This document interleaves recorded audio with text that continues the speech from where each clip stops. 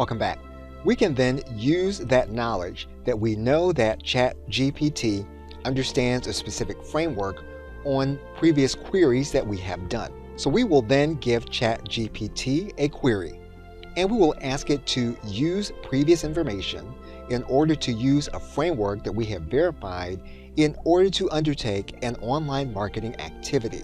We're going to include some additional qualifying information, and we are then going to click Enter. And we are going to allow ChatGPT to do what we have asked it to do. So basically what we have now done is we have asked ChatGPT to write a sales letter in a specific context. And we can add on to this element. We can give ChatGPT more instructions for this project.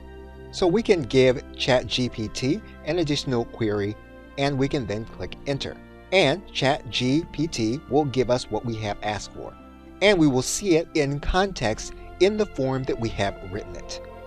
Okay, so with that, thanks, and I will see you in another video.